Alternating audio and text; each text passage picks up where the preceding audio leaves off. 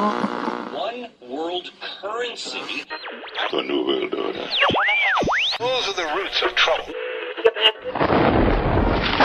I imagine that right now you're feeling a bit like Alice, tumbling down the rabbit hole. Let me tell you why you're here. You're here because you know something. What you know you can't explain, but you feel it. You felt it your entire life. That there's something wrong with the world. You don't know what it is, but it's there, like a splinter in your mind, driving you mad. It is this feeling that has brought you to me. This is your last chance. After this, there is no turning around. You take the blue pill, the story ends. You wake up in your bed and believe whatever you want to believe. You take the red pill, you stay in Wonderland, and I show you how deep the rabbit hole goes. All I'm offering is the truth, nothing more. For we are opposed around the world by a monolithic and ruthless conspiracy that relies primarily on covert means for expanding its sphere of influence, on infiltration instead of invasion, on subversion instead of elections, on intimidation instead of free choice, on guerrillas by night instead of armies by day. It is a system which has conscripted vast human and material resources into the building of a tightly knit, highly efficient machine that combines military, diplomatic, intelligence, economic, scientific, and political operations. Its preparations are concealed, not published. Its mistakes are buried, not headlined. Its dissenters are silenced, not praised. No expenditure is questioned, no rumor is printed, no secret is revealed. But I am asking your help in the tremendous task of informing and alerting the American people. And now, welcome to another episode of Down the Rabbit Hole. Here's your host from federaljack.com. It's Popeye. Ladies and gentlemen, welcome to another live edition. It is October 11th, 2013. It is the Friday edition of DTRH, and tonight I am spending 2 hours with a very good friend of mine, a fellow veteran. We're going to be going over veterans issues. We're going to be going over Obozo care, the government shutdown, where the anti-war left went to, or as the old expression, as I saw in the memes on Facebook, the anti-war ...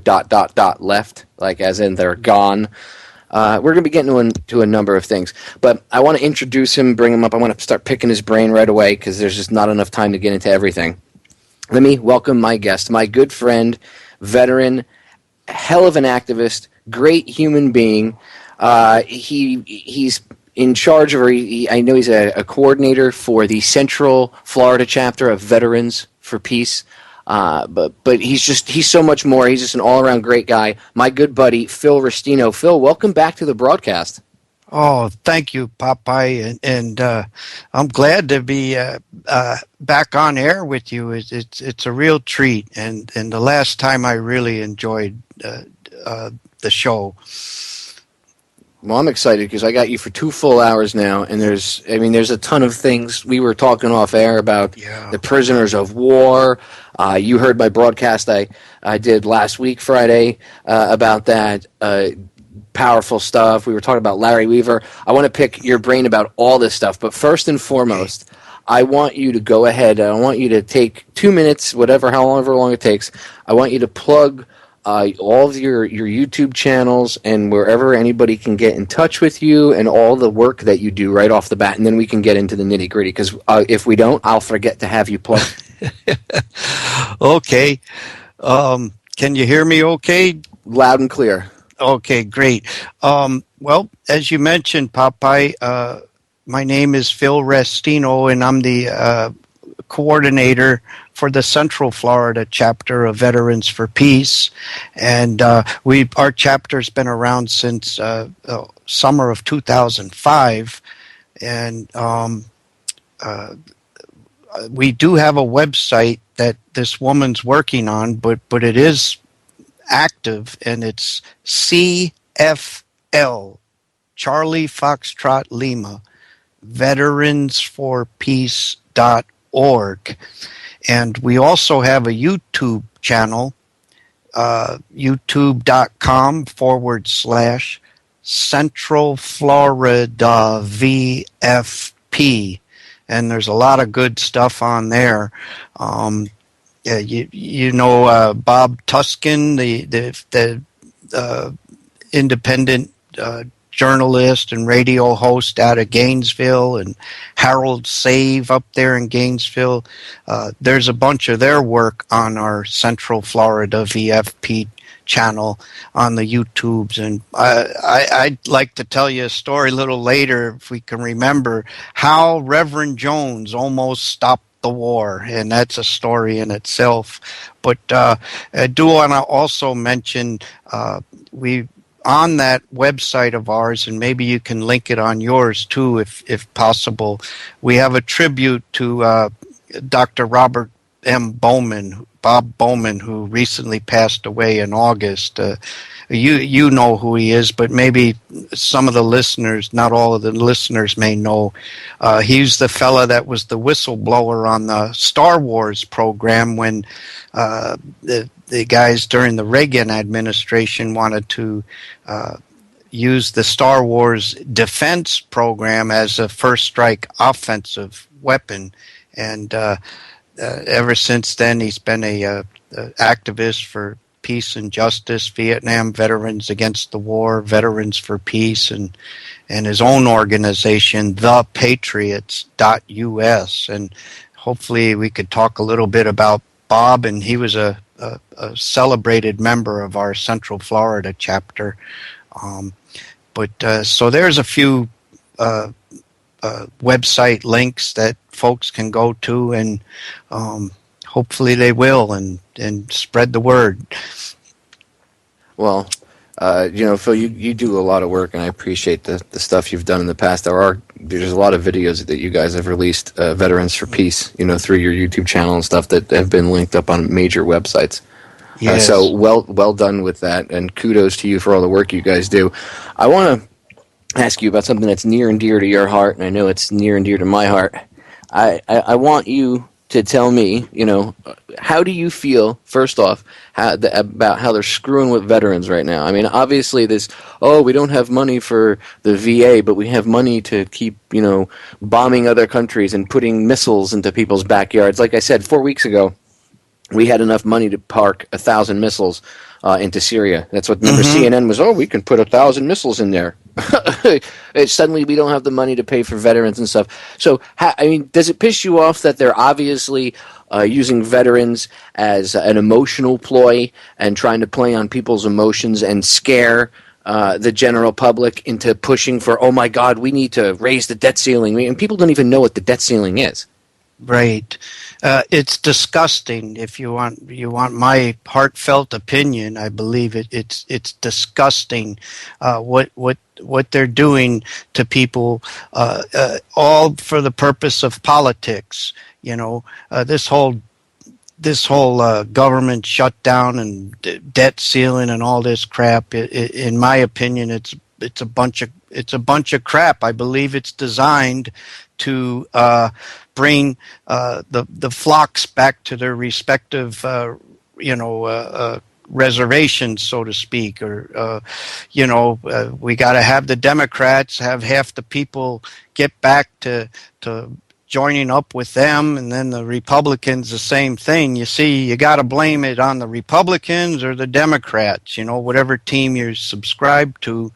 And I really believe that's what all these crises are about. There's no need to take away benefits from veterans, and that's what they do. They what was it? The national parks too. You got these poor. I read a report about these tourists that were out in Yellowstone on the bus.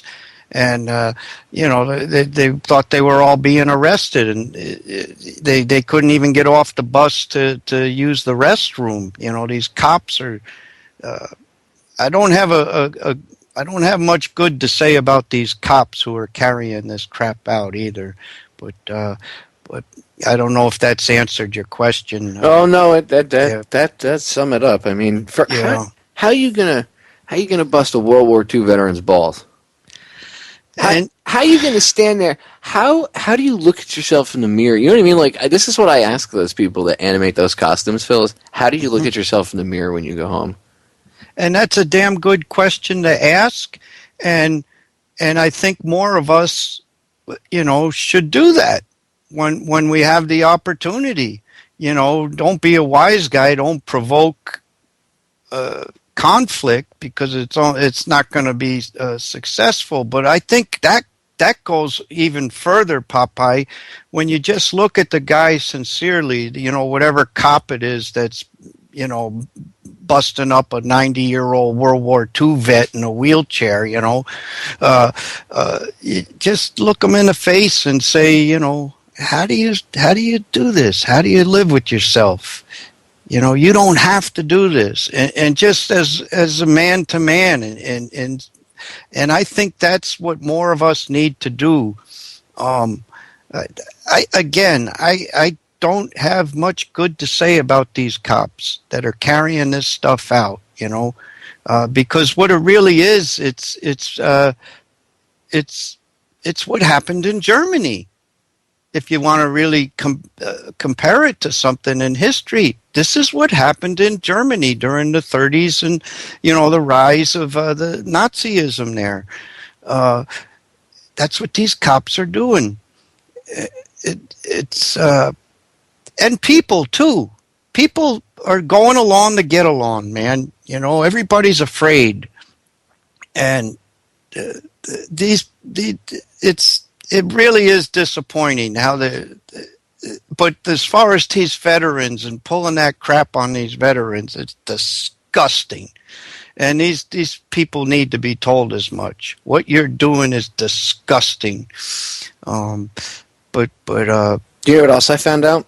And no. And I already knew. I already kind of knew that. I knew there was a homeless veteran problem, but the government's even adding to it more because when they do cutbacks, they end up financially cutting back on. You know how the service is. During a time of war, they get everybody to mother in, and then when they don't need you anymore, they start to cut back, and they find any reason. You're overweight or this, that, or the other thing.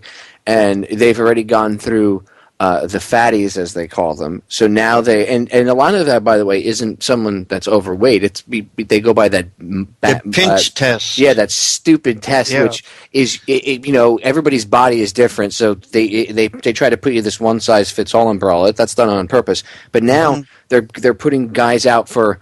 One of my friends was telling me today, Joe Joseph, who's a Navy vet. Joe was telling me today in an off-air conversation. He said that the machinery technicians in the Navy, there's one group where they said if you went to machinery technician A school between this year and this year, you're out. No rhyme or reason. Just if you went between this year and this year, you're gone. They retire you. Forced retirement. 3 months, you're out. And a lot of these guys that even if they have families, it's bad enough. But a lot of them that don't have families, that they're single and their whole life has been oriented around the Navy, they're like mid-30s or whatever, and they've been in the Navy since their 20s, and they've never not lived on a ship or on the base or whatever, or had that as an income, even if they had an apartment off base. They never, they always had that as an income, and now they don't know anything different, and because they're not given the proper. It takes it's not easy to go from that life back to being a civilian because they take all this time to brainwash you and transform you, and then they kick you right out with no type of, hey, I need some time of transition period or whatever. And I mean, even telling you, oh, you got 3 months. That's unplanned for. What happens if the guy was still living, check to check or whatever? And there are a lot of people that are like that. So a lot of these homeless vets that you see on the streets now are veterans from, they might have been, active duty a year ago, and they just got released because of whatever bureaucrat decided to use some parameter. Here's the guidelines for who we're going to kick out this week, because they have to thin the herd down to save money. That's what it's about. So they start to kick people out. And early, and they don't want to pay them retirement benefits, so they'll kick them out early. Yes, and they'll give them some BS. It'll be an honorable discharge, but it'll be for something else. So it's early, and then they don't qualify for their retirement benefits and everything else. And they're doing this on a large scale, and that's adding to the homeless problem. I mean, at least 50% of the homeless people in this country are veterans now. And another significant piece to this equation is there's no effing jobs, man. There's no jobs. Even if these guys were able to keep it together enough to have a job, there's no jobs. And that's good for, eventually they're going to be in the prison industrial complex, which I believe is part of the plan. What do we have? Over 2 million people in American prisons. It's you could see all this happening. When I'm a peacetime veteran. I was in the Army in the early 80s, and I saw what you just talked about. These Vietnam veterans, my God, these guys had fought in the wars and everything, and they were getting short. They were getting near their 20, and they'd have this, the pinch test, to determine their body fat and all that stuff, and they do anything to get rid of them, and it's disgusting, but you got enough money to pay Blackwater guys. You know what I'm saying? It's I believe that what I'm seeing more and more is the government is like one big gun that these guys use to stick up the American people. It's like a big club, a big pistol, and the people that have the money to influence that pistol, they're the ones that have their hand in the trigger on it, and they're pointing it at the American people. And the thing is, the government, the supposed representatives, they do whatever influences them the most.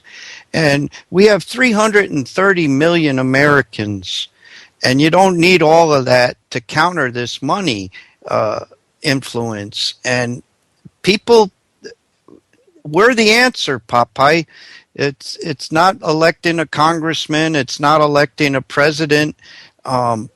It's we the people, and making a call, using our voices, and that's I know we'll probably get into talking about our effort to call for impeachment of Obama for the same war crimes the anti-war left cited in calling for impeachment of the Republican Bush.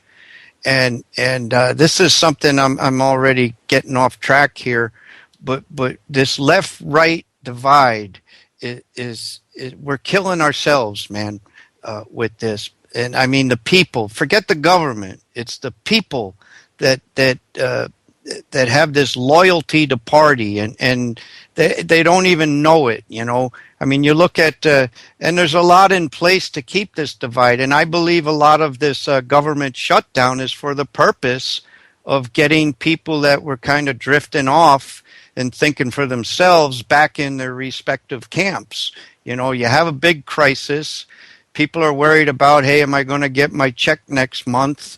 Is there going to be any the national parks? Are they going to be, are there going to be old people dying in the street? Are the ambulances still going to come? All this stuff. They scare them with that, and you go back to your roots.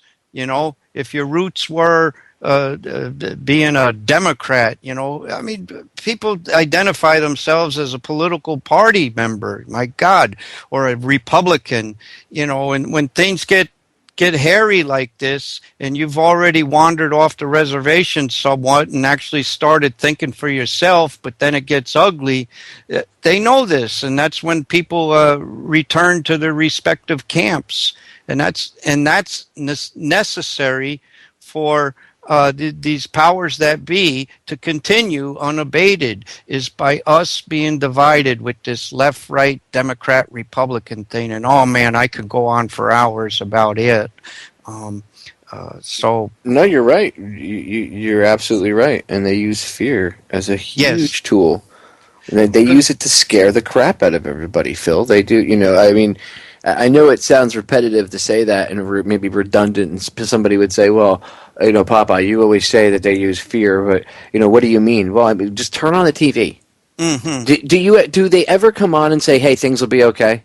We'll get through this. You're the solution to the problem. I love you all. You'll be okay. No. I say that. People like Phil say that. All these other alternative, well, not everyone, but all we'll say all the well-intentioned people say things like that, right? All the good people out there will tell you it'll be okay. I mean, the alternative media is the only place that you're going to see that. The mainstream doesn't tell you that. The politicians. When was the last time you saw the president come out and say, you know what, this arguing amongst people has to stop. Look, let's just knock this off. Let everybody calm down, and we'll figure this out. Nope. This guy, I mean, honestly, he shouldn't be called the commander-in-chief. He should be called the shit-stirrer-in-chief. Because that's what he's good at.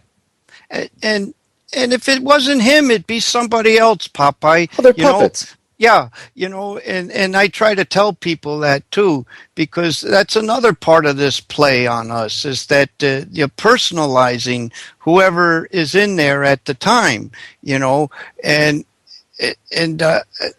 this left, right, Democrat, Republican divide, it is the problem, man. If enough of us could be free of that, and I've seen it. My experience with Veterans for Peace over the years is they're very left leaning. It's funny how not funny, people are dying because these groups are not doing what they're supposed to be doing. But to see these groups, left and right, call themselves nonpartisan, it makes me want to puke sometimes. But I've been fighting the Veterans for Peace national leadership from within, and the hypocrisy and the double standards.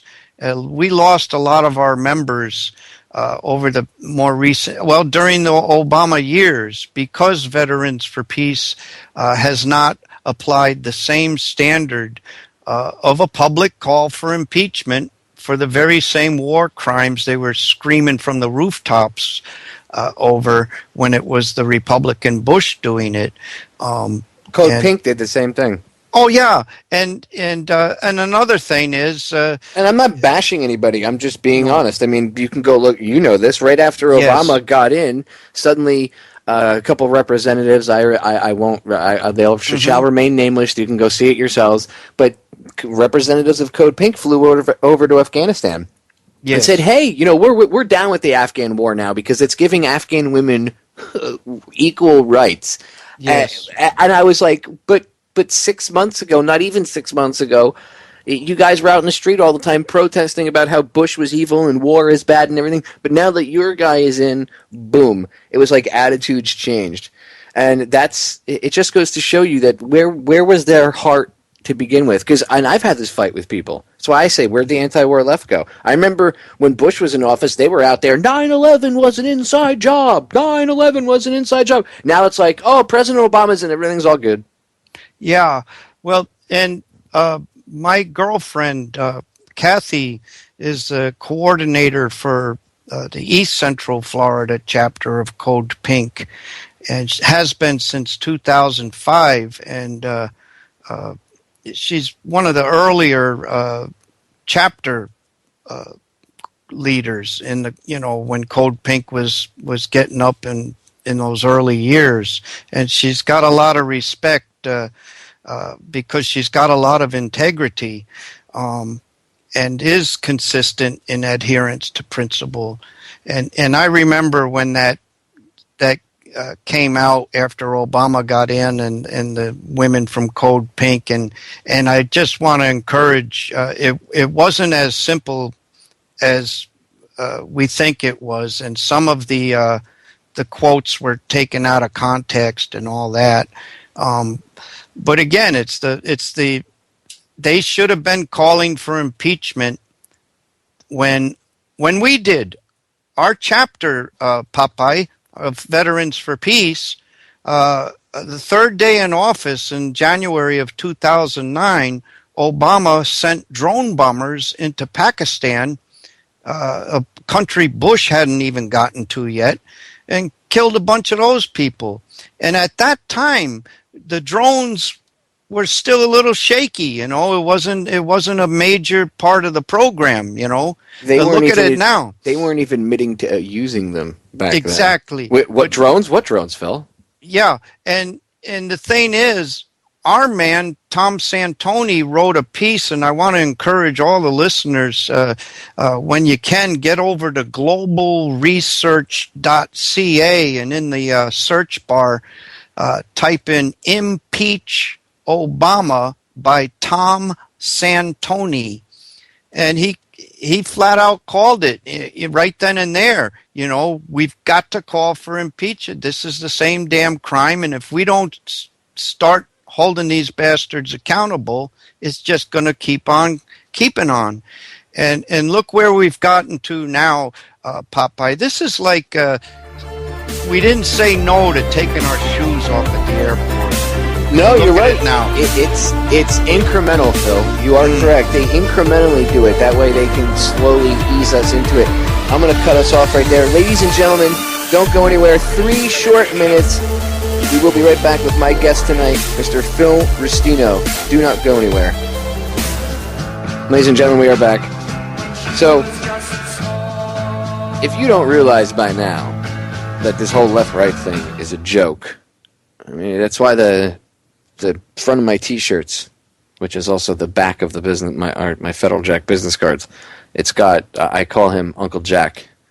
And it's the shadowy Uncle Sam-looking figure, from the I Want You posters, except he's got his hands up. And each hand has a puppet. One's a Republican and the other one's a Democrat. And if you look at their eyes, they're the mesmerizing, spinning circles, like they're hypnotizing you. And it's got the all-seeing eye up in the hat. And it says, I want you to fight amongst each other while I retain complete control. And that's what happens. Everybody's arguing back and forth. Oh, Democrat side. Oh, Republican side. Like Phil said, they break you down to that basic tribal level where you pick a side and you start fighting. And of course, they only offer you 2 things, either A or B. Right? Yes. And they're both controlled and they're both crap.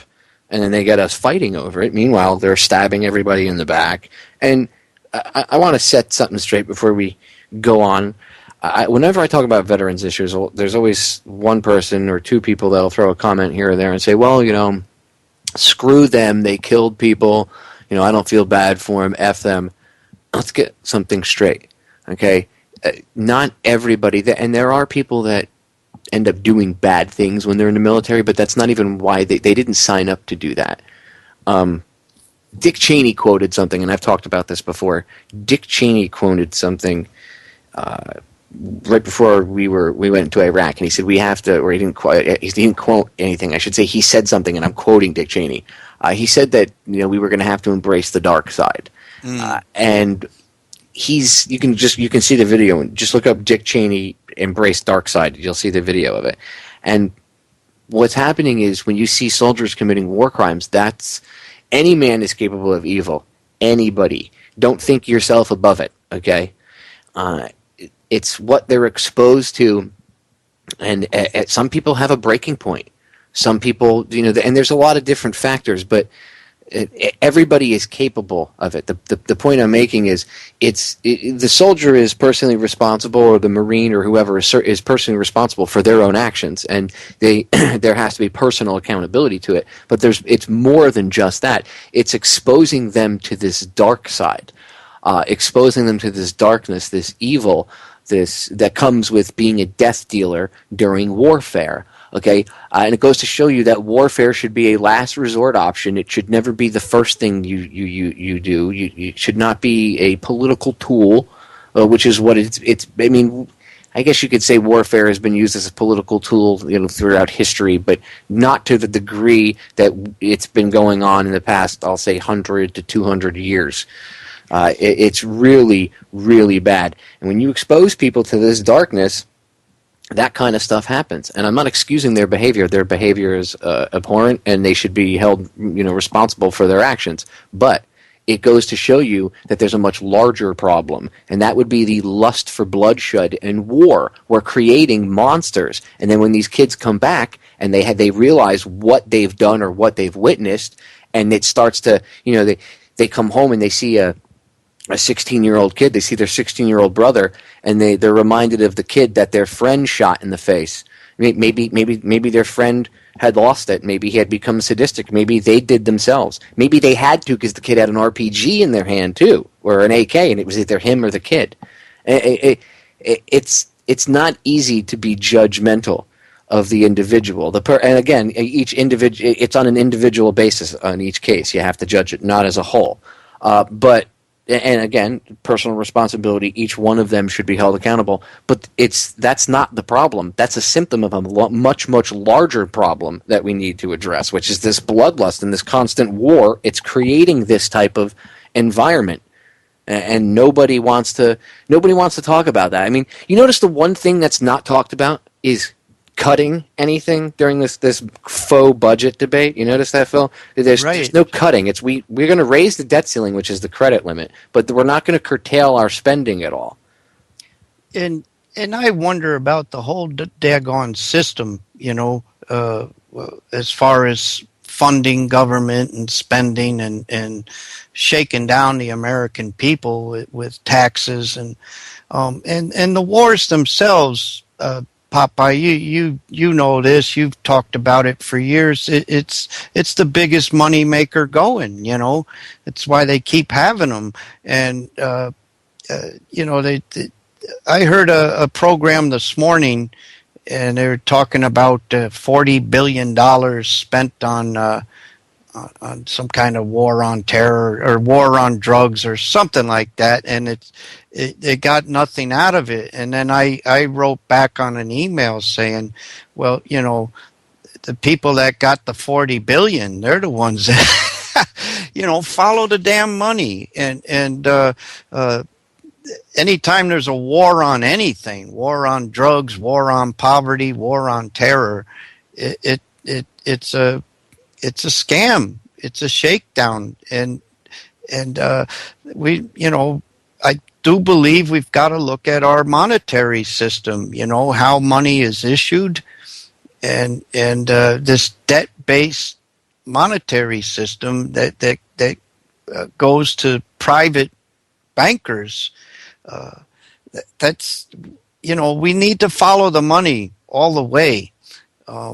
And we've got to get past, when the Occupy groups came out and all that, everything was the corporations, and you've got to follow the money even through that layer to right where the money is issued, and understand that that's what was it, Rothschild, who's the granddaddy there, who said, give me the power to issue a nation's money, and I care not who makes its laws. That meaning, you can buy off anybody, buy off these politicians. That's why we're up against this powerful influence, the moneyed interests, but there's 330 million of us. And as long as we just keep waking people up to this, it's important to connect the dots and walk all the way through. I think it's happening. I mean, for years, Popeye, you did some great street activism down there in South Florida, and your Federal Jack videos. I mean, that was an example for us up here in Central Florida. With your, you used to have different YouTube channels. And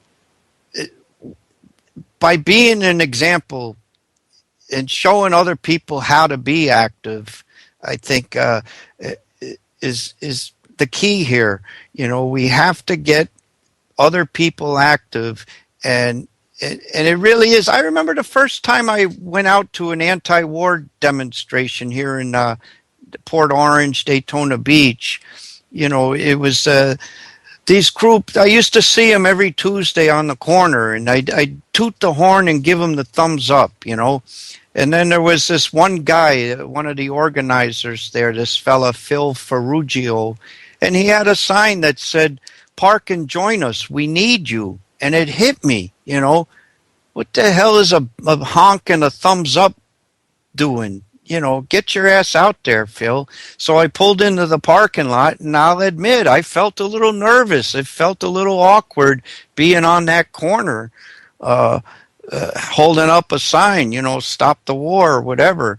And but after you do it once, it's easier to do it twice. And I think we really have to get people off their asses. After a while, you that fear of getting in a confrontation with somebody, like if you know the laws and you know you're not breaking the law and anything. I mean, it's also been amped up. I mean, now they arrest protesters a lot faster than they did back when we were out on the streets. But yes. I have videos of me squaring off with Miami-Dade, cops, not the county cops or sheriffs or whatever you want to call them, not the county police, but the city police themselves. There's video of me squaring off with them multiple times over. One of them was the vaccine thing. We went out and we were trying to tell people not to take the flu shot because they were giving away free flu shots, and they were doing it in mostly the poor areas, poor neighborhoods, and the neighborhoods where people didn't speak any English. So I brought a Spanish translator with me, and she translated in Spanish, and she herself probably turned away at least 40 mothers. Like, she would say, "Here, watch this movie. There's some, they're giving the vaccines away all free all week, so you could always come back. Just educate yourself a little bit, And then they would say, "Thank you so much, thank you. It's hard to get information, blah blah blah." And she told them there's Spanish subtitles, which there were. Thank you. Have a nice day. Watch this. Here you go. And that's the point. We can't wait around for someone to come save us, man. It's up to us. It really is on us, and it always has been. Do something. I don't know if I mentioned earlier before the break, or maybe it was when we were on the break. I also do a radio program once a month on the wolfspiritradio.com network, and it's the third Monday night of the month at 10 p.m. Eastern. It's a 2-hour live call-in show, and my partner on the show is this fellow Larry Pinckney, one of the fellow from the original Black Panther Party, and he 10 years a political prisoner, and this guy's lived it, man. And he and I do this show. We call it "We Cannot Be Silent," and there's a YouTube channel for it as well. YouTube.com/We Cannot Be Silent, and we have an opening mix, which is part of Martin Luther King's Beyond Vietnam speech, mixed in with Gil Scott-Heron's Work for Peace.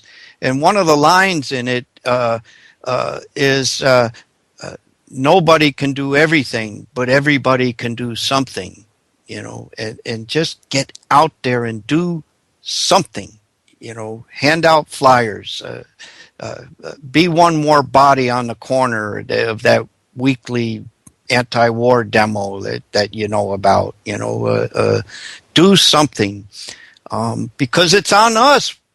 We are the ones that got to save ourselves. Yep, and don't allow yourself to be pigeonholed either. If someone tries to label you, if they say to you, and this is the tricky way they do it, "Are you a truther, or are you a insert whatever label here?" Okay, yes. Just say, "No, I'm a free-thinking individual," and end it at that, and that's all. Don't allow them to pigeonhole you, because even if you don't realize it, sometimes that has a psychological effect on yourself. Don't allow people to drag you into logical fallacy-filled arguments. If you understand the basics, not even like in depth. I mean, I urge you to study it in depth, but if you understand even the basics of rational debate, you'll be able to shut someone down. Like if someone comes up to, if Phil was doing a street, like a street action, and I was a person, and I walked up to him and I said, so you think 9/11 was an inside job?" Man, that means that you must like Osama bin Laden and Al Qaeda. You must be a terrorist. Now, that's obviously not accurate. That's obviously a straw man argument. Okay, it's a logical fallacy. It's just right in your face. Yes. Now, if Phil knows that, Phil can say to me, no, and I'm not going to debate you on this because that's not a real argument. You're trying to drag me into a fake argument, and I'm not going to allow it. If you want to debate me, I will gladly debate you, but you have to bring real information and a real argument. When you come back with a valid argument, then we can talk. If they continue, you've already shut them down. You've told them their argument's invalid. That kind of stuff can save you a lot of time too, because I noticed I don't do street actions much anymore. I mean, I'll go out and cover them, but with the radio show and stuff, I'm more effective reaching people that way. But I don't urge people to not do street actions. But I have noticed that going out and screaming on a bullhorn is usually not the best way to get someone's attention. That seems to repulse people. Even if you could be screaming, "I have free money," or free beer. Right. People just get it's the idea of someone yelling through a bullhorn, although there is a time and place for it. But I think with the advancement of technology where we're at now, I think I urge people to go out and be radio hosts and do your own podcasts and radio shows. Open up your own websites. If people like what I do at Federal Jack over the years, go open up your own YouTube channels. Everybody's like, how come you have so many? Because I've had so many shut down over the years. I've had to keep making new ones to keep getting the information out. I just didn't stop. The more they shut me down, the harder I pushed. They thought that I would be, put off, and they don't understand that the more you piss me off, the harder I push. Keep coming back. Yeah. And I think as far as your example just before about it, if people come and challenge what you're doing, I think the most important thing is to stay true to what you're there for. Look, I don't agree with this war, and I'm speaking out against it. It's wrong, and that's it. Or 9/11 truth. Look. There's a lot of questions about 9/11 that warrant a new investigation, and that's where I'm at with it. Something real simple like that, and then don't take the bait. Well, if you're that, then you must be a Democrat, or if you're that, you must like terrorists, or like you said, don't even go there. Just stay true to the simple reason that you're doing whatever it is that you're doing, and just stay true to that. And the truth is the best way. It makes them irrelevant. Yes. Perfect example. And by the way, this is the answer all across the board. When people go, well, I need an answer. How do we? You tell me a solution. Here's the solution. You don't step up and engage them in an active fist fight. Newsflash. That's what they want. That's what they're prepared for, and that's what they're trying to goad us into. You see. They already have they have their troops, they have their camps, they have their training, their little SWAT teams, their guns, their little bulletproof, checkpoints, all that. They have martial law plans. Okay, they want you to think that it's either choice A, total tyranny, and do what they say, or choice B, you revolt and they fight you to the death, and it's martial law and FEMA camps. Which one would you prefer? Well, there's other choices. They just don't tell you that. Okay, how about choice C? You think outside the box and you refuse to play the game. It's like we're sitting on a Monopoly board and the banker with the fake Monopoly money is holding a gun to our heads and forcing us to play, except we don't realize that it's really just an airsoft gun. And when you from the front, he's painted over that orange tip so you can't tell it's a toy gun. So from the front it looks very, very real. But when you start to actually look at it from a different angle, maybe a little bit different perspective, you realize that's a toy gun, and this money's fake. Why am I at this Monopoly board? And you tell the banker, take your toy money, your Monopoly board, your board pieces, and cram it. I'm out of here. I'm not playing your game. Instantly, their rules and their method of control stops, becomes irrelevant overnight. I'm not talking about going back in the woods and living like we did 200 years ago. I'm saying all it takes is a realization of the people in this country and all over the world that we don't need some superhero type figure in a suit named a politician, whatever you want, president, senator, whatever, MP, whatever freaking country you're in, okay? You don't need them to solve our problems. In fact, they don't solve any problems. They cause more problems than they solve. Yes. And you mentioned just walk away from the game, don't engage in the argument that's designed to screw you up anyway. We don't, the folks over there at UnitedWeStrike.com, the Karen Tostado and them, the 15th of every month, they suggest, for that one day at least, just check out. Don't buy, don't comply, ask why is their motto. And just say, I'm not going to play today. I'm not going to play your game today. And when you do that, you start to realize the power you have as an individual, the power of choice. No, I'm not going to engage in this. Well, when people say I don't have a choice, that's a cop out. There's always a choice. If you choose to do nothing and go along to get along, well, you chose to go along to get along. It is still a choice, okay? There's always a choice. Yes. And people, Phil, you know what the problem is? People have, they've been bred away from thinking about, or thinking about personal accountability has been bred out of them, I should say. And nobody takes accountability for their own actions anymore. What's the first thing someone says when they get caught doing something? It wasn't me. Well, I mean, there was a freaking song that was popular like 10 years ago called "It Wasn't Me." I mean, that's the state of our culture. It wasn't me. I didn't do it. It wasn't me. And people would laugh about it, but how many guys actually took that, in their, because it was about a guy cheating on his wife and he got caught, and she blatantly caught him, doing it with this other chick, and he was like, "Oh, it wasn't me, like, and he mind gamed her. I mean, hello. Sounds like the government, doesn't it? Well, exactly, but that's how it is today. And why can the government mind rape us like that, Phil? Because we accept it. We go, okay. And how many people go along to get along because, well, I get a paycheck, or I have to feed my kids. That's nice. So when your kids live in a total police state and they say, "Mom, Dad, what were you guys doing when all this was going on?" Because they're going to know that there once was a time where people were freer. Right, regardless of whatever propaganda they put out, and they're going to say, "What the hell were you doing? What are you going to say to your kids? What do you say to your grandkids?" "I sat around my thumb at my ass because, hey, you wanted that Xbox when you were a kid."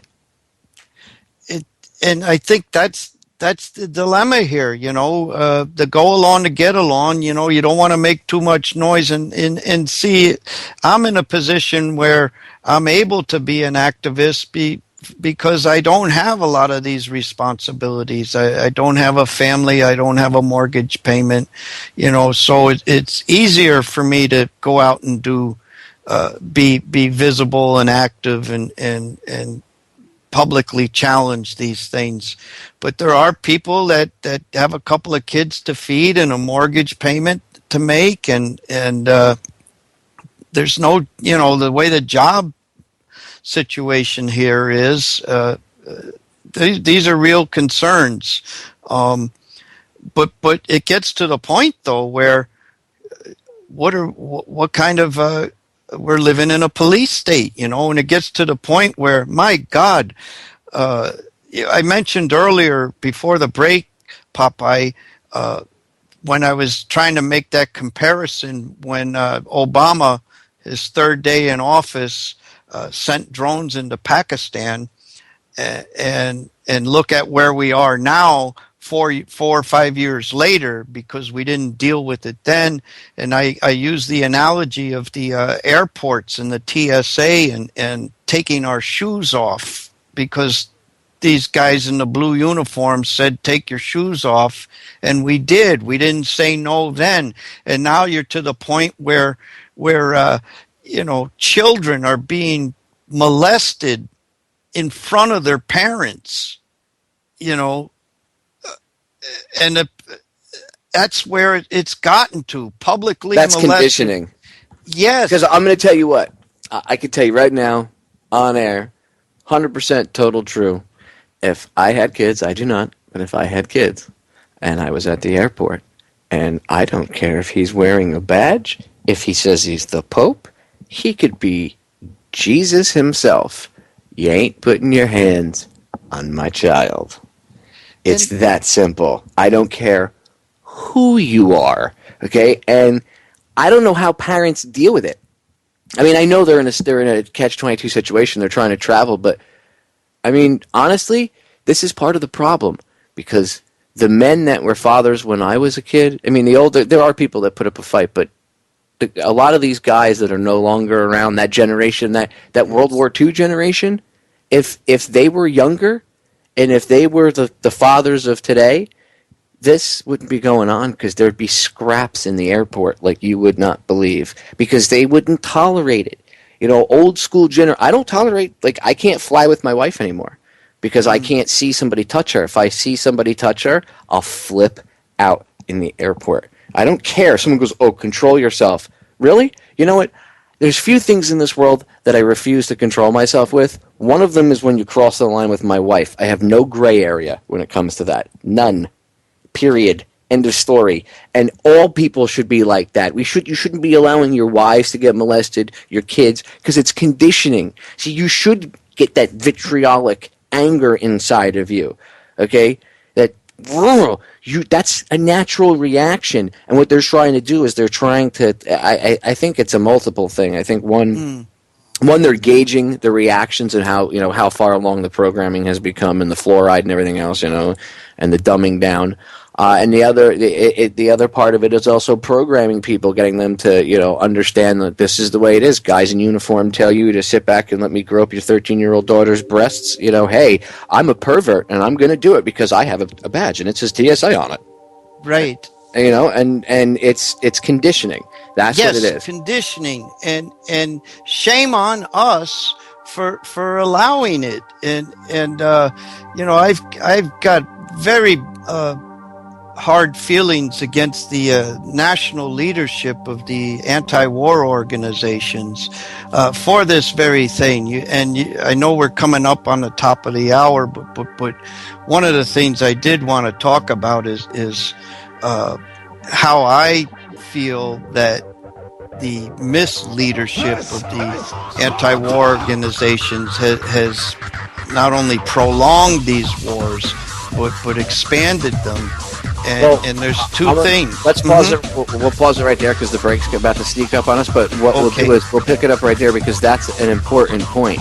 Yes. If we had their help, things might be different. So, ladies and gentlemen, stay tuned. 3 minutes. We'll be right back. Don't go anywhere.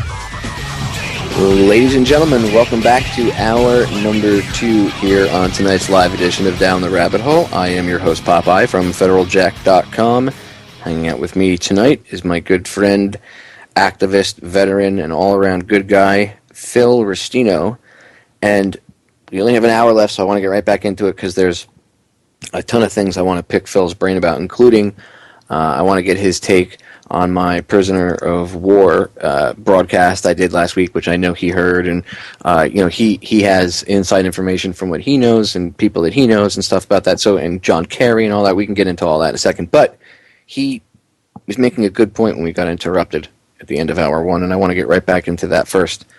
And that was that if the anti-war left had not left when Obama got in, and they had attacked his war policies, which really aren't his, it's his master's policies, when it's the same thing as Bush, because it's not really, but like when they're Bush's policy, really, look at him now. He's a bumbling buffoon. You really think that dude was in charge? No. Okay, get over yourself. So obviously, and because the agenda has not changed, obviously it's not his policies, it's something higher up the food chain's policies. So when Obama got in, the anti-war left hasn't really, they left, basically. And Phil was making a good point that if they had stayed around and stayed the course with the same vitriolic fervor they had when George W. was in, would we be at the point we're at now? And I don't think so, because there wouldn't have been this red carpet rolled out for, trendy warfare now.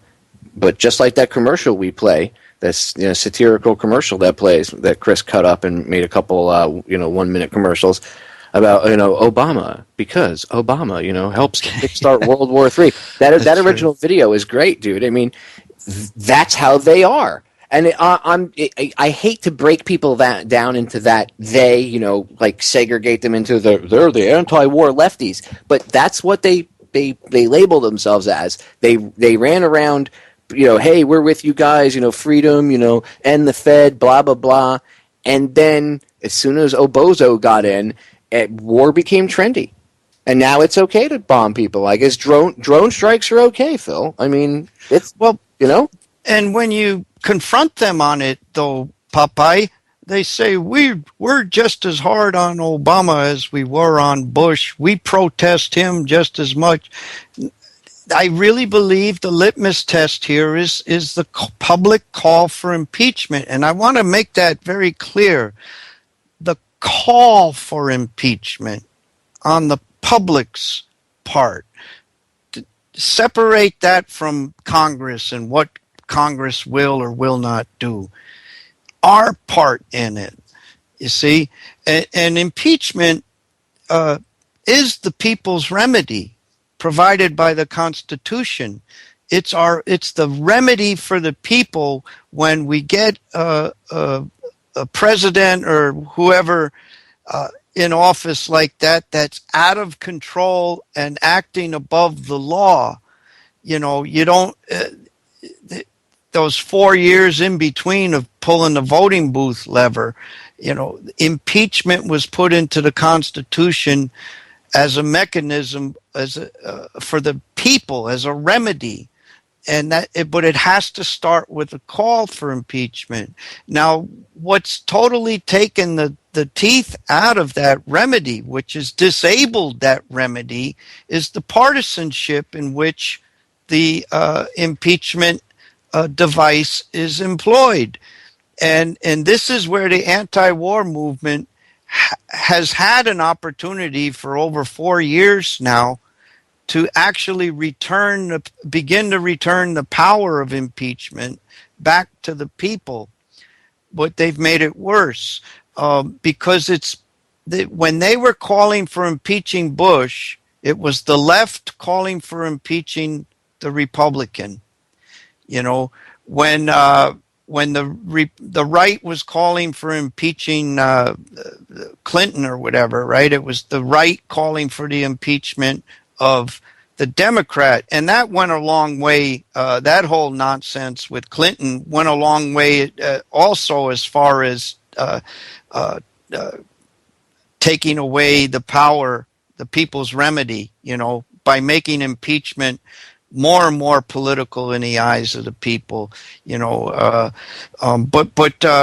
so when Tom Santoni wrote that article, Impeach Obama, and it's on globalresearch.ca, Impeach Obama, he wrote it, I think it was 2 February 2009, just a week or so after Obama sent drones into Pakistan. That was the time. We went to the anti-war movement. We presented, it led to our chapter taking up impeachment. But shortly thereafter, what this did was we came up with the slogan, our Central Florida chapter, war crimes are war crimes, prosecute Bush, impeach Obama. And how much more fair and nonpartisan, on its face can that be? Brought it to the attention of David Swanson and AfterDowningStreet.org, which was the big anti-war impeachment organization at the time. You could call him Mr. Impeachment, for crying out loud. Brought it to the leadership of Veterans for Peace. Brought it to Deborah Sweet, the leadership of World Can't Wait. Throw out the Bush regime. Remember that? Impeach Bush. And no takers.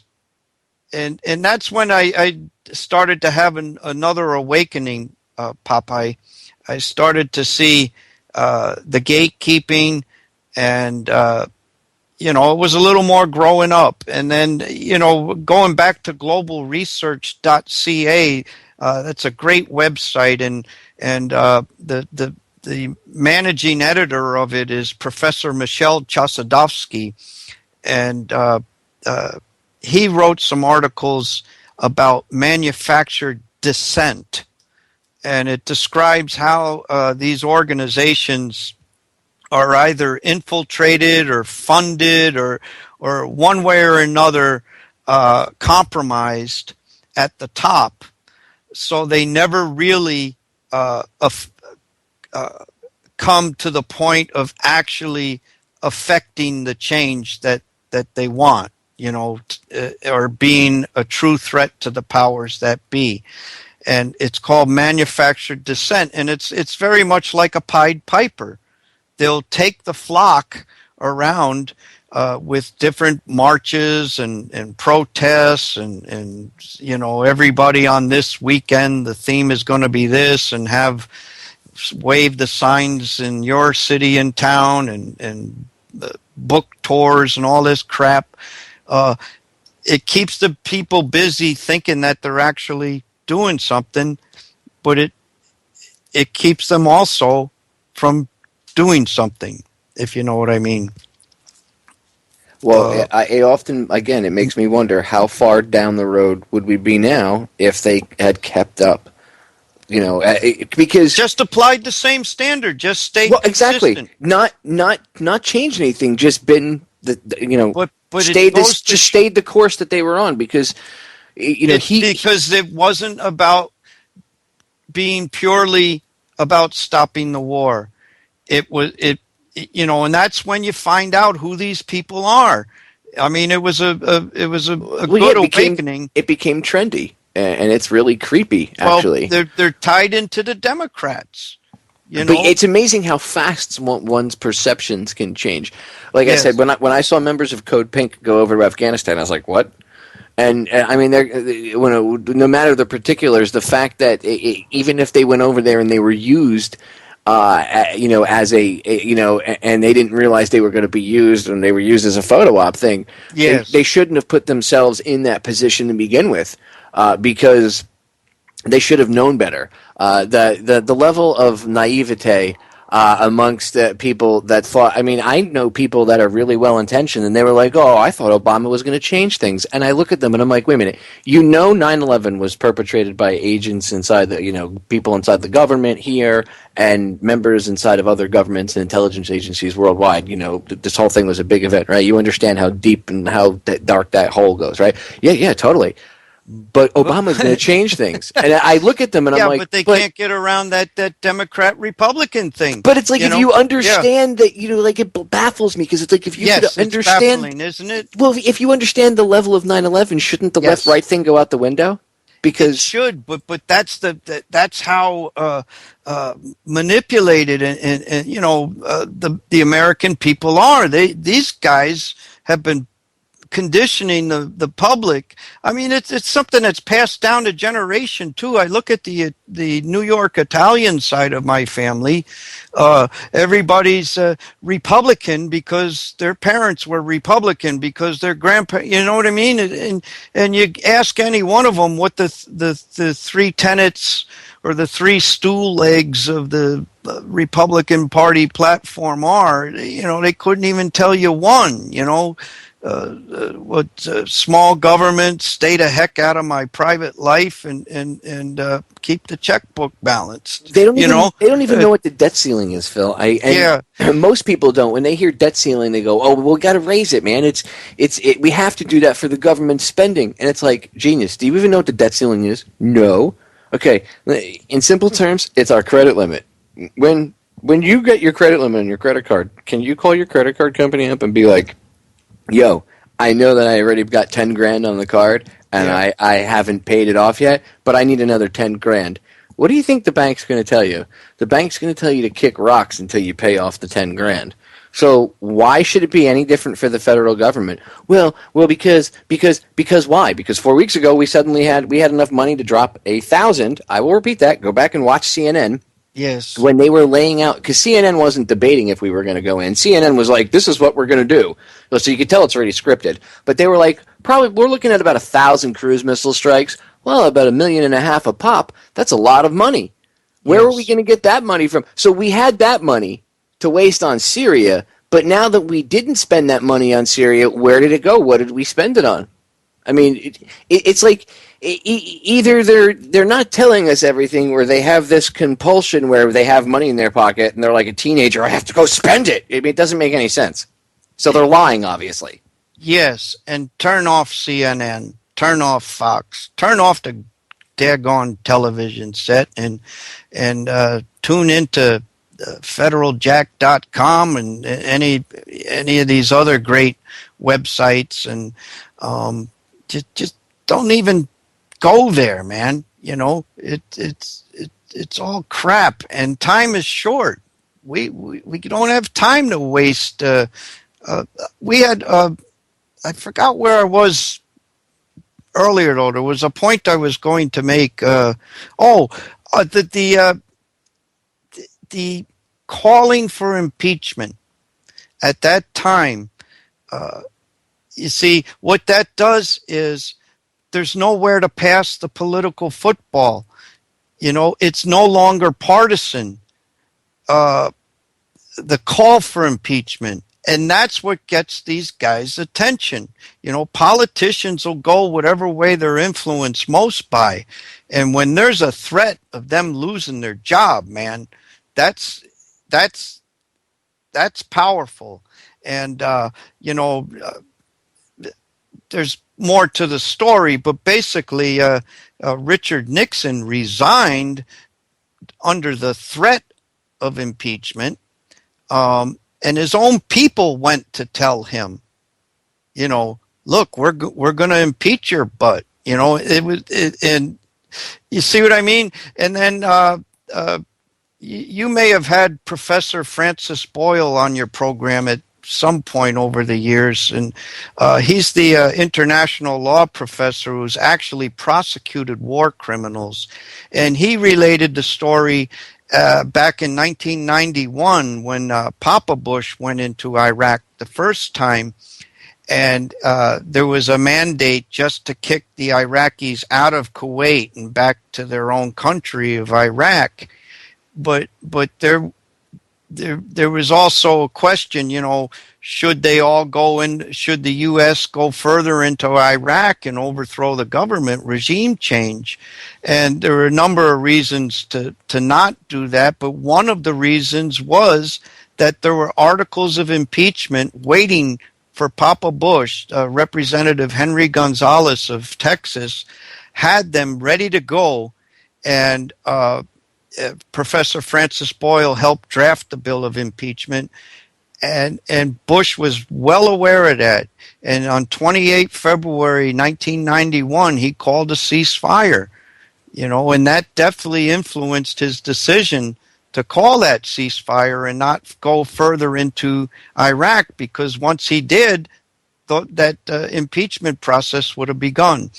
And, you know, so it's about the threat of impeachment, you know, that's powerful. And when you have the left calling for impeachment of a Democrat, there's nowhere they can throw the political football.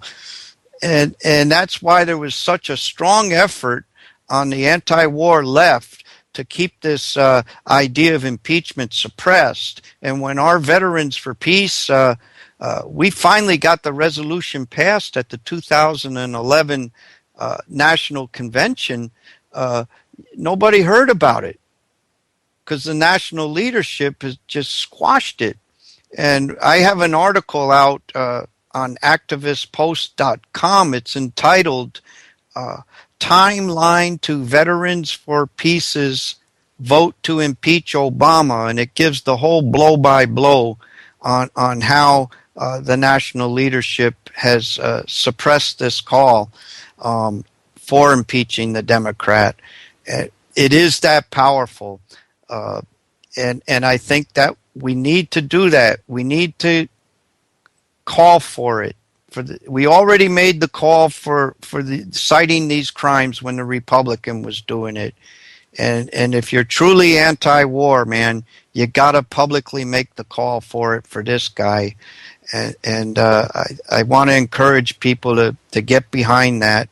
What they're doing now with the calls for impeachment, you see, it's gone long enough, Popeye, where this criminal president's got enough impeachable crimes, to pick from, that the calls for impeachment now are the overpasses and all that are basically from the right, from the Tea Party. And there you go. It's framed as partisan once again. And there you go. The people's remedy of impeachment is got knocked out at the knees. So we've got to look at this left-right thing, and as much as possible, whenever as possible, wherever possible, try to work together with the people you disagree on with other issues.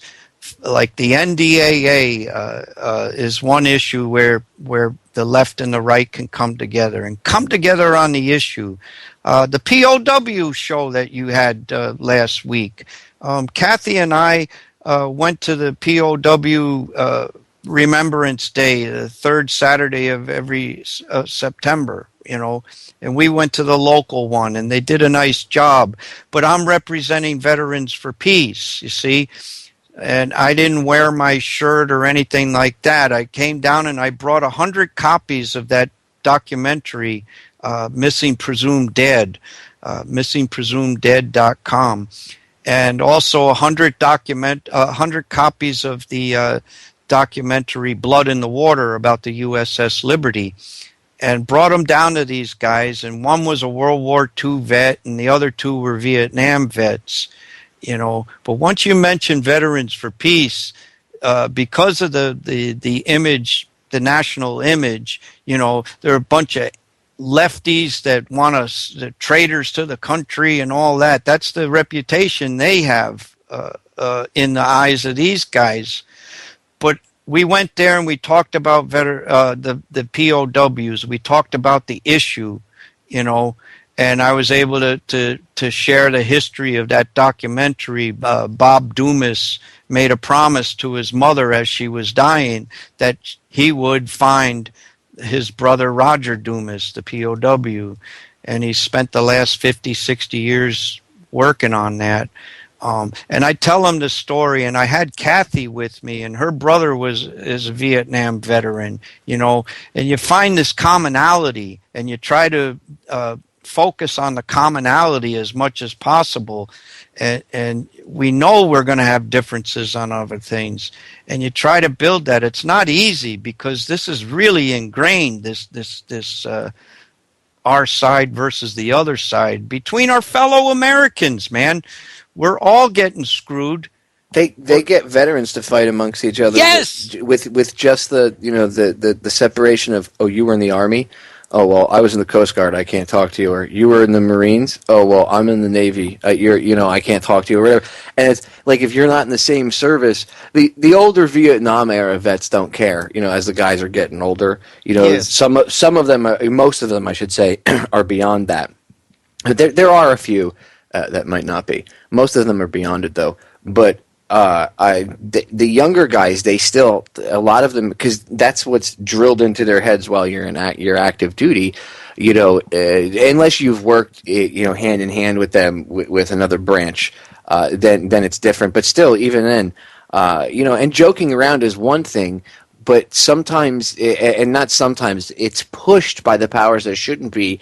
Joking around, like me and Joe Joseph. Joe's a squid, right? He's a Joe. He's in the Navy. Right. He was in the Navy. He's not in the Navy any longer. But he used to be in the Navy. So yes. Navy, Coast Guard, we bust each other's chops all the time. But Joe's like my brother, so it's joking around on a different level. Whereas they will literally push it into your head to keep it separated that, if you're in this branch of service, then, you only hang out with this branch of service. And they do that because if you think about it, they don't want all the veterans to get together and look at each other and realize that we all have the same thing in common and that we're, people that haven't served, you probably won't understand this, but veterans are we're like this weird dysfunctional family, okay? And we've all been through the same traumatic type experiences, whether it was, serving or boot camp or the mind control that they put you through, everything. So we can relate to one another when, how we might seem a little different to our own families because we're changed individuals. We all understand that about each other.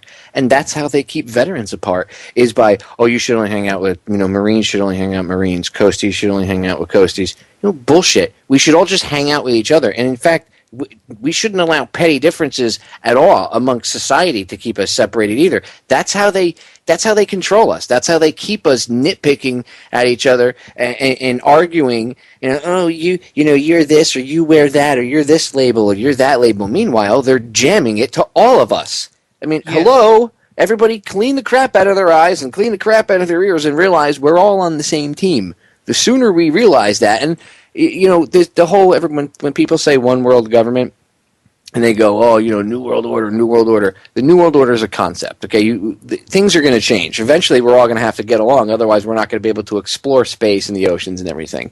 The point is, we can't, at least from my analysis, we're not going to get to that point until and be able to not want to control each other and screw each other over until we step up outside of this box and make those old-fashioned methods of control, the way we're controlled right now, irrelevant, meaning we realize that this is no longer an option. It's like going from the horse-drawn carriage to a Honda Accord. Okay, that's the level of thinking that's the advancement leap that we're going to take, and we have to, because then we'll be able to get together and not have this urge to kill each other over whose piece of sand or imaginary friend is cooler.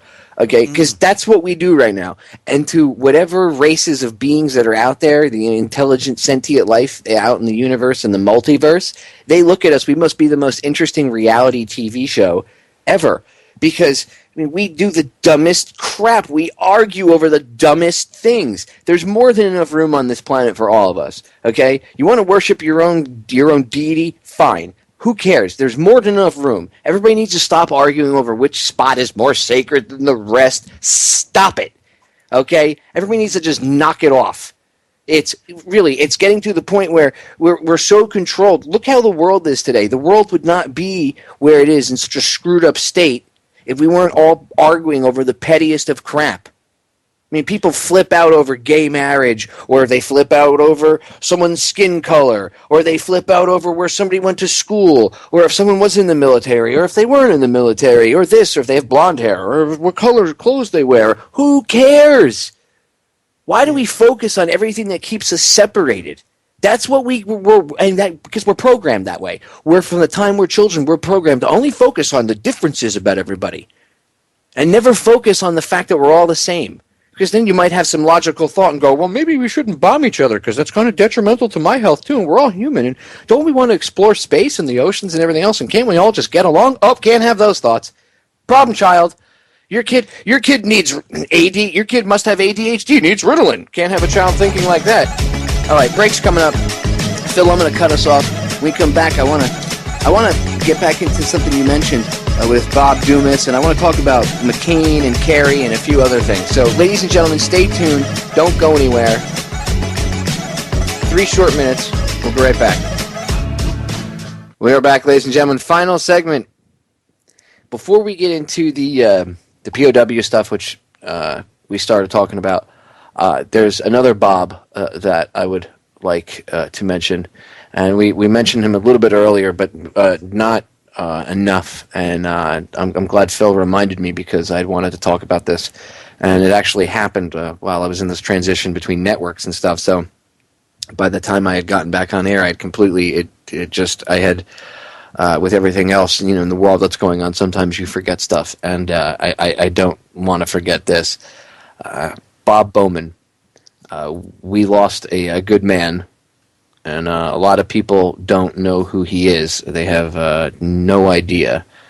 But I haven't gotten a chance to even mention his passing, honestly. So I'm glad you reminded me. And I know we mentioned him a little bit earlier, but he didn't. It's ironic, or not ironic, but weird, I guess it would be the better term, is the fact that he was such a big name in the alternative media community when he was alive, and he would go out and give interviews all over the place, but nobody really mentioned his passing that I saw. I didn't see a big mentioning of it. In fact, other people that I know that know who he is, when I had brought it up and said, "Oh, he passed away in the weeks following," they would say things to me like, "Really? I didn't even know. I haven't seen anything about it." So, and I guess that I'm partially to blame for that, because I didn't. I as much as I could point fingers at someone or anyone and say, "Oh, you didn't talk about it. You didn't talk about it." Well, I didn't either.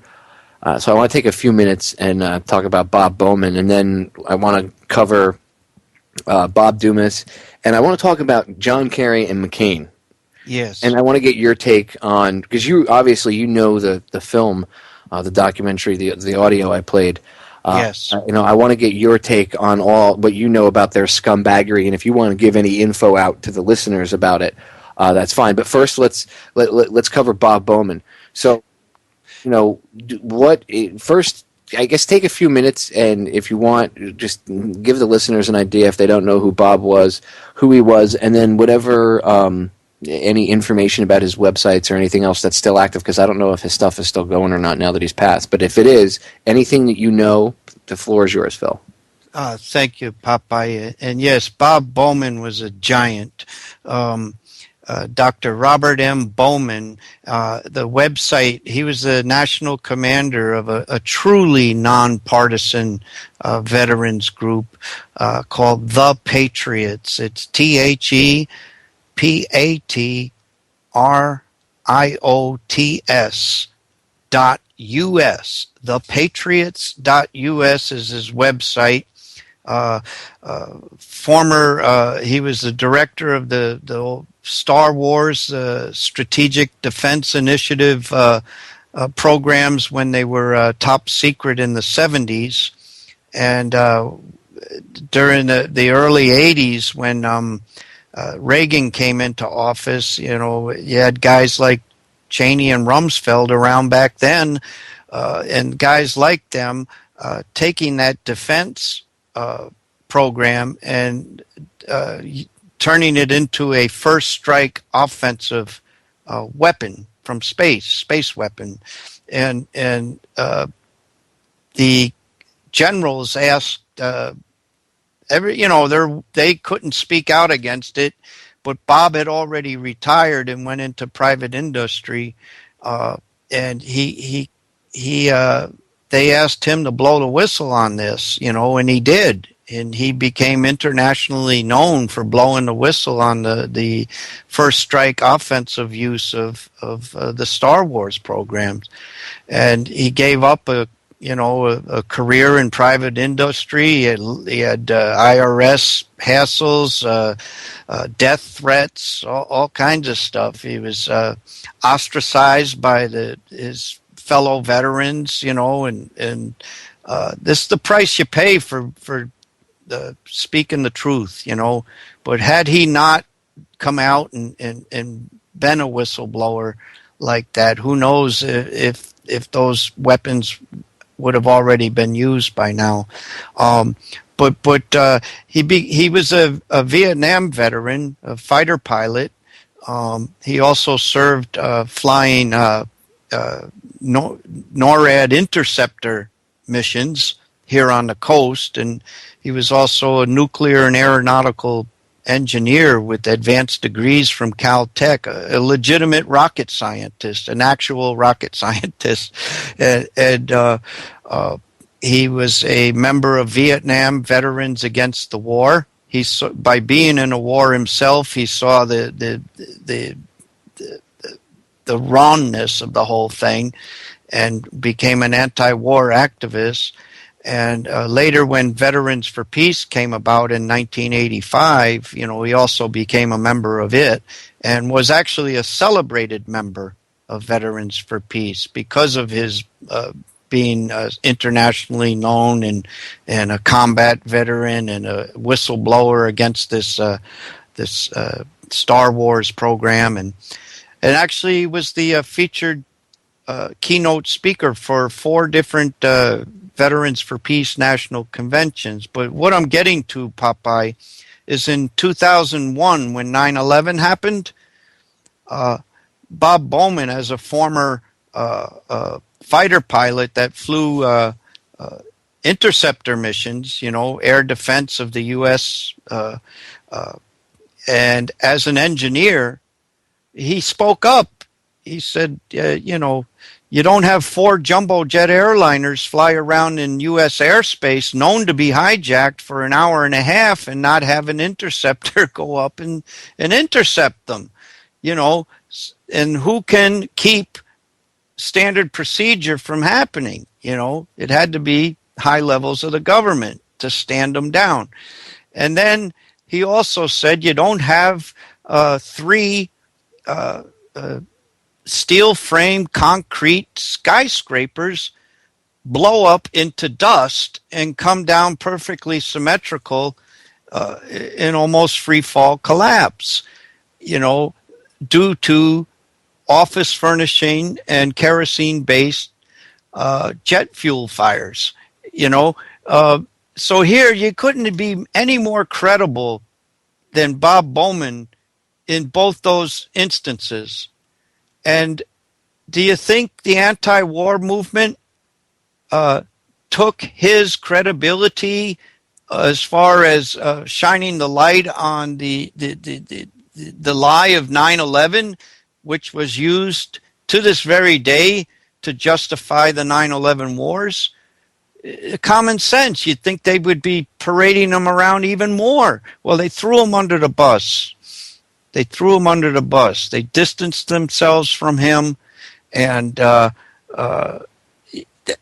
think we need to start holding to account these people in the anti-war organizations who damn well know that the 9/11 was an inside job, or there's enough questions that discredit it being justification for the 9/11 wars.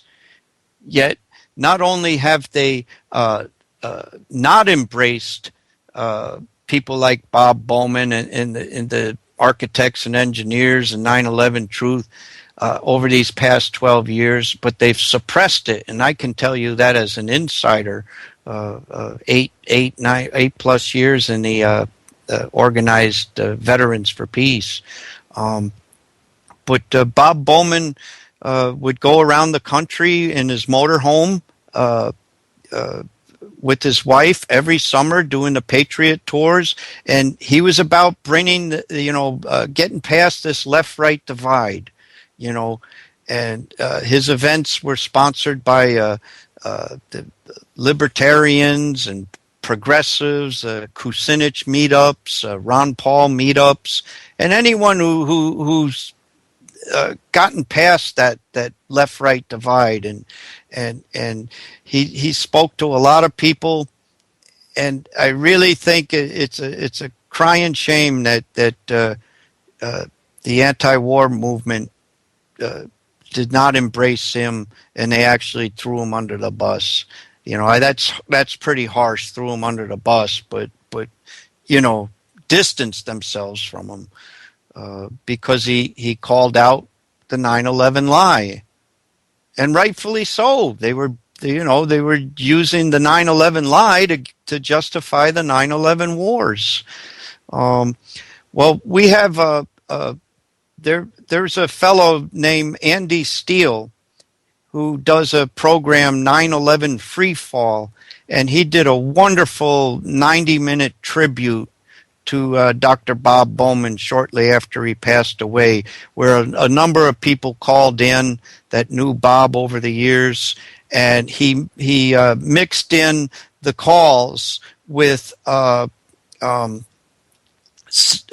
clips from a number of Bob's public speeches over the years, and I want to recommend folks, if you really should go over to 911freefall.com and look for the tribute to Dr. Bob Bowman. I know who Andy Steele is. He's actually a really good guy. Good. I've had him on before. I have to get him back on. I have to get in touch with him and get him back on. He's another really he is a really good activist. He's not out there for his name, but he's effective at what he does.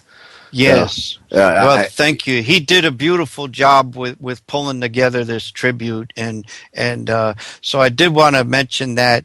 And the thing was, I also the article that I mentioned earlier in the show that I really want people to look at is Timeline to Veterans for Peace's Vote to Impeach Obama, and that came out on activistpost.com, and that led me to getting an appearance on the Alex Jones show a couple weeks ago.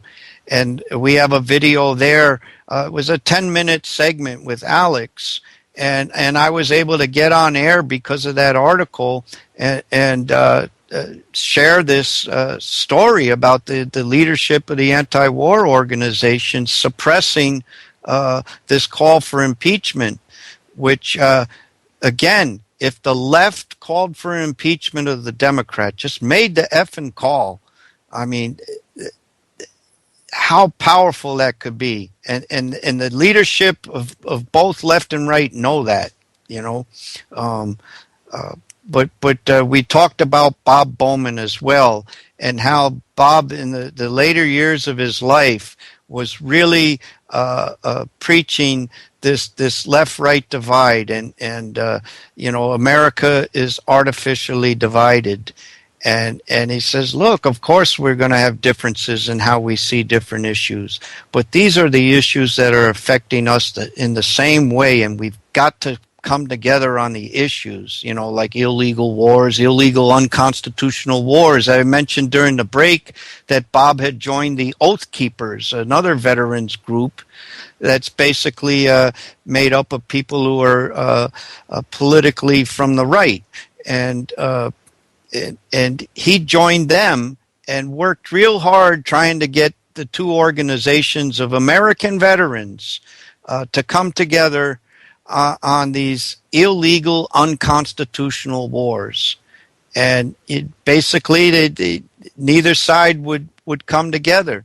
You know, they're so entrenched in this, you know, the Tea Party fascist, and then the other ones, the liberal Marxists. You know, I mean, you know, they don't even talk. And Bob put a lot of work into that. And our chapter of Central Florida Veterans for Peace, we have on our website, and I emailed you the document, A Farewell to One of Our Own, remembering Dr. Robert M. Bowman. And I want to recommend people go to it.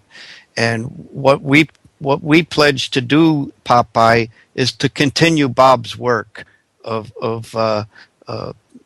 getting past this left-right divide and bringing people who identify with one or the other to come together on these common issues. Otherwise, we're never going to get anywhere. History is showing that. So that's I could go on for hours about Bob Bowman, and I know we only have so much time, and you wanted to talk about the POW thing as well. Yeah. What was your take on the whole? Because I already know that you know about the movie and stuff, but yes. You know, what was your take as a not only on the show, but as a veteran yourself? What do you think of John Kerry and John McCain? Because I already know how I feel. The listeners know how I feel. How do you feel about those two traitorous pieces of crap? Well, after watching that film, again, the name of it is Missing Presumed Dead. It came out in 2004. The filmmaker is Bill Dumas, D-U-M-A-S. But the website is missingpresumeddead.com. And it shows how both Junior Senator John Kerry and Senator John McCain, a POW himself from Vietnam, and John Kerry, a Vietnam combat veteran himself, one Democrat, one Republican. And when they say this bipartisan stuff, well, they headed up this Senate committee on investigating the POW MIA issue in 1992, I believe it was, and it was a cover-up. They squashed it. I mean, this film will show how both the Democrat and the Republican, and the fact that they were Vietnam veterans, and one being a POW, they squashed anything that would actually bring these guys home, And I have to recommend that people watch this film, and if you can, you mentioned it on your program last week. If you can go and buy the film itself and help the filmmaker, that's great. Otherwise, you can catch it on a YouTube somewhere. Missing Presumed Dead, and I don't have much respect for these guys at all. The Kerry or McCain, after seeing that. They're garbage is the nicest way I could say it. I mean, I have a few other choice words for it. You and I were talking about this off air before. They're traitors. Yes. And McCain, everybody's like, well, blah, blah, blah, he was tortured. No, the torture that he supposedly endured, the breaking of his arms, he broke his arms ejecting from his airplane. Okay? You can't make this stuff up, and I'm not bashing him or anything. If you watch the film, you'll see Vietnam veterans explaining it better than I could why he did the things he did. But let's be clear, okay? He is scum, and there's a reason that he doesn't want certain files opened up. It's not because of national security. It's because he wants to protect his own ass, because he took part in making propaganda films for the communists while he was a prisoner of war. I'm sure he doesn't want his constituents to find that out, does he? You know what I mean? Again, this just exemplifies that politicians, the first and primary concern about them is their political careers, and so the answer is us, really. We're the answer, and the hell with these politicians as far as electing them and thinking they're going to do something for us voluntarily. No. But I tell you, we can put the heat on them, though. And this recent thing with Syria, it's not all attributable to the American people picking up the phone and saying no attack on Syria. I think a big part of it was the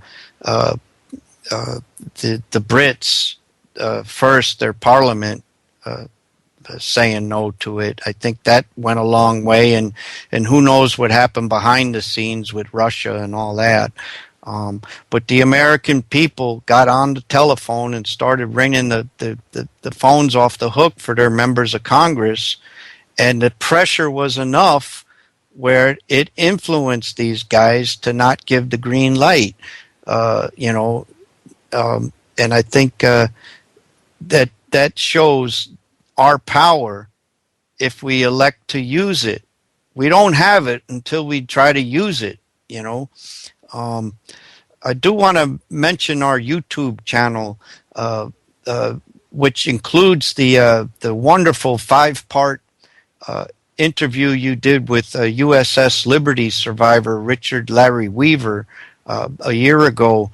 Our YouTube channel is youtube.com/Central Florida VFP, and there's all kinds of good stuff on there, and the one thing I did want to mention is we spoke earlier about the story I wanted to tell about how Pastor Jones, the guy who wanted to burn the Koran a few years ago, almost stopped the war. And if you go to our YouTube channel, there's a a video there, 9 minutes, 25 seconds, entitled Veterans for Peace Says Burning Koran Wrongly Blames Islam for 9/11. And this again is where I hold the leadership of the national anti-war organizations accountable for the blood and the deaths of so many. What had happened was, this is the fella that what the media made a big thing out of this supposed mosque that was going to be constructed near where the Twin Towers had come down, the World Trade Center. They call it Ground Zero. And, you know, Fox News and the Tea Party and all that were, how dare they build this mosque there, right? And then you have whatever the left channel is, MSNBC, and the anti-war people, progressives, saying, you know, you racist right-wingers, right? You know, that was the big left-right argument there.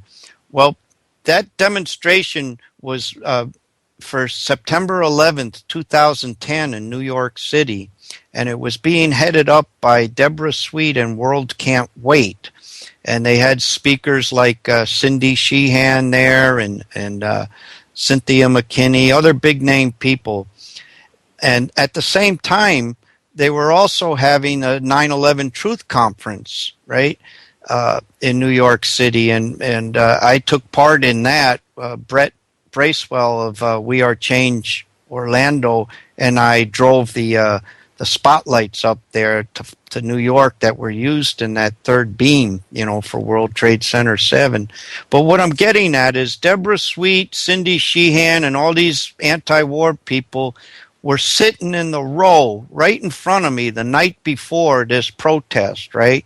They damn well know that 9/11 was not done by the Muslims. You know, the story that the government gave.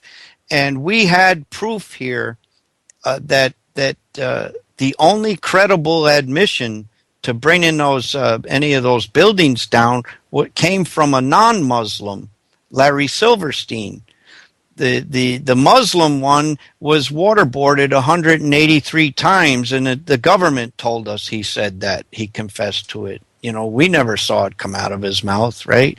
So there you have it. The whole issue about arguing over this mosque is moot. So at the same time of this protest, where thousands of people are on one side, thousands are on the other, they had the news cameras from not only all over the U.S., but internationally as well, covering this big protest over this mosque, right? 3 blocks down at Building 7, where the new Building 7 was the 9/11 victims' families, Senator Mike Gravel and Richard Gage of Architects and Engineers that were holding up that paper, the nanothermite paper that was evidence that the buildings were blown up. And do you think the people that are professing to be in existence for ending the wars would have taken that opportunity to walk 3 blocks with all that media in tow and say, the man in this building is the only man that is admitted to taking down the World Trade Center towers on 9/11, and he's a non-Muslim, so this debate over here on the mosque is baseless. You think they would have done that and maybe actually stopped the war? They could have blown the lid off the whole thing, but Deborah Sweet of World Can't Wait, the director, said absolutely not, and it was more important to them to keep this left-right thing divided and sit there and shout across the street, calling their fellow Americans that were yelling at them, calling them racist teabaggers. And you see what I mean? That's how they get people to argue. They get the protesters to argue amongst themselves. They knew She was sitting in the row before, right in front of me the night before. These people know. They've known 9/11, even if just from Bob Bowman when he came out right after 9/11, telling all the leadership of the anti-war groups. They know. This blood is on their hands, man. Well, I agree. If people know and they don't get involved, that's not a good thing. Phil, I got to cut us off because the end of the broadcast is coming up. Thank you so much for coming on again, man. I appreciate it. Oh, thank you, Popeye. I really enjoy being able to talk with you this whole time. I can talk to you all night if you let me. It's been a while, and I really enjoyed our time together tonight. Well, it's been fun, dude, and I got to have you on sooner rather than later. Ladies and gentlemen, we are out of time. We are out of here. I'll catch you.